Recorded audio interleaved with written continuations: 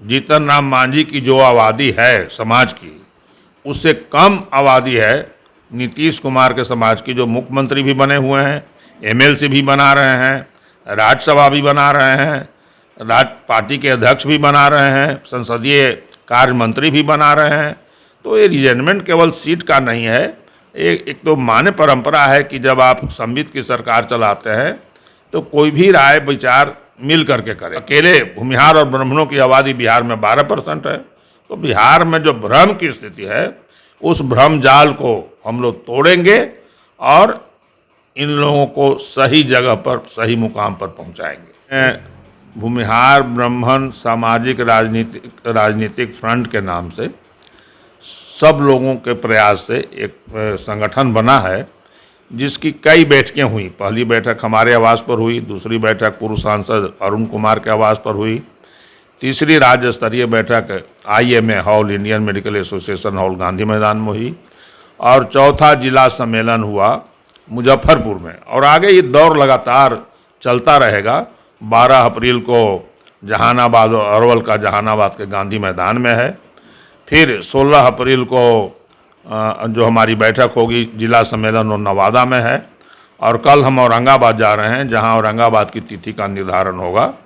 24 तारीख को छपरा जा रहे हैं, छपरा में एक ब्रह्मर्षि समाज की बैठक है और वहां तिथि का निर्धारण होगा। 21 तारीख को बैठक है मोतिहारी में, जिला सम्मेलन की तिथि तय करने के लिए लगातार है।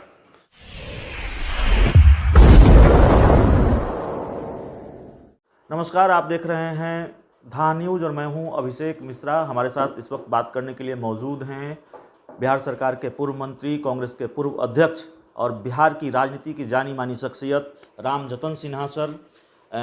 बिहार में कई नेताओं को एक मंच पर साथ लाने की कोशिश कर रहे हैं, संगठन को विस्तार देने की कोशिश कर रहे हैं। उन सवालों पर बात होगी। बिहार की राजनीति से जुड़े दूसरे सवाल हैं, उन सवालों पर भी बात होगी। सर, सबसे पहले आपसे जुड़ा हुआ जो सवाल था हमारे जहन में, वो हम जानना चाहते हैं। इन दिनों आप काफ़ी सक्रिय हैं और अपने संगठन को विस्तार देने में जुटे हुए हैं। किन किन नेताओं को साथ लाने की कोशिश है सर? बिहार में जो परिस्थिति पैदा हो गई है, आपको एक सम्मानित जिंदगी जीना है तो सक्रियता तो बढ़ानी भी होगी और सक्रियता को निभानी भी होगी। और उसी क्रम में हमने भूमिहार ब्राह्मण सामाजिक राजनीतिक फ्रंट के नाम से सब लोगों के प्रयास से एक संगठन बना है, जिसकी कई बैठकें हुई। पहली बैठक हमारे आवास पर हुई, दूसरी बैठक पूर्व सांसद अरुण कुमार के आवास पर हुई, तीसरी राज्य स्तरीय बैठक IMA hall, Indian medical association hall, Gandhi मैदान में हुई, और चौथा जिला सम्मेलन हुआ मुजफ्फरपुर में। और आगे ये दौर लगातार चलता रहेगा। 12 अप्रैल को जहानाबाद और अरवल का जहानाबाद के गांधी मैदान में है, फिर 16 अप्रैल को जो हमारी बैठक होगी जिला सम्मेलन और नवादा में है, और कल हम औरंगाबाद जा रहे हैं, जहां औरंगाबाद की तिथि का निर्धारण होगा। 24 तारीख को छपरा जा रहे हैं, छपरा में एक ब्रह्मर्षि समाज की बैठक है और वहां तिथि का निर्धारण होगा।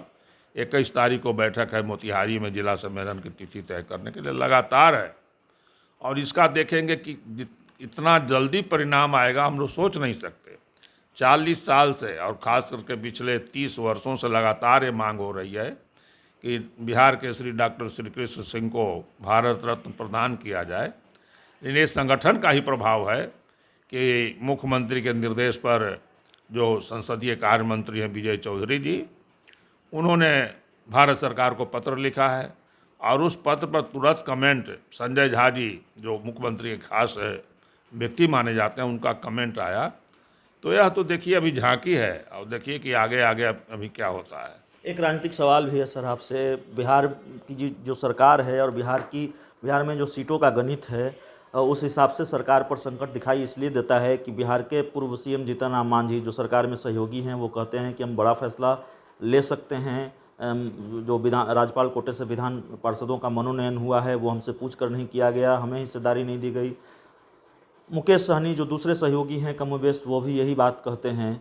तो इस बयान को गंभीरता से लेने की ज़रूरत है, और अगर लेने की ज़रूरत है, लिया जाना चाहिए गंभीरता से, तो जाहिर है सरकार पर संकट है।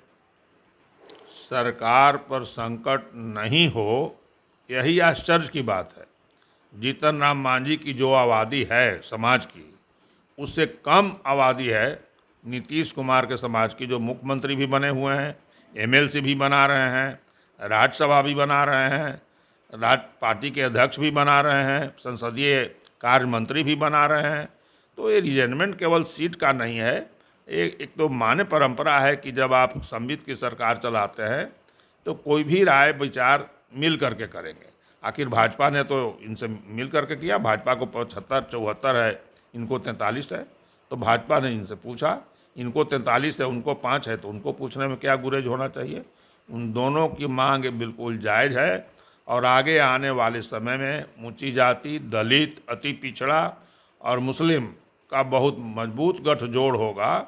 और वो क्यों एमएलसी की बात करते हैं, हम लोग उनको पूरा मान सम्मान देंगे जिसके वो अधिकारी हैं।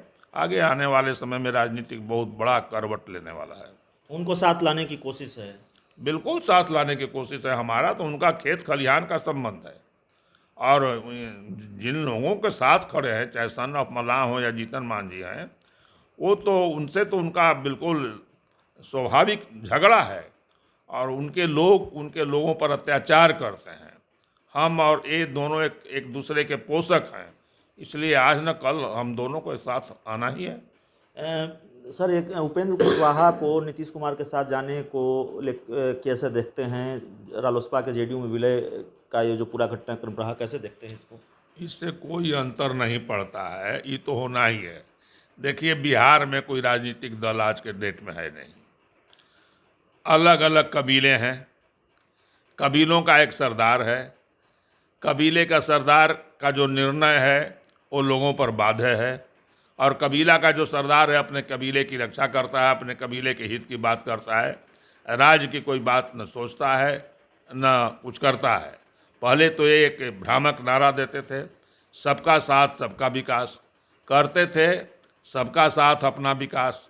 अब तो इन्होंने खुलेआम कर दिया है कि अपनों का साथ और अपना विकास, लेकिन इस बात को भूल जाते हैं कि पलामू, गढ़वा, चतरा, हजारीबाग, धनबाद, चाईबासा, सिंहभूम, देवघर, दुमका के बिहार में से बाहर चले जाने के बाद, झारखंड में चले जाने के बाद, इन दोनों को मिला के आबादी कहाँ है?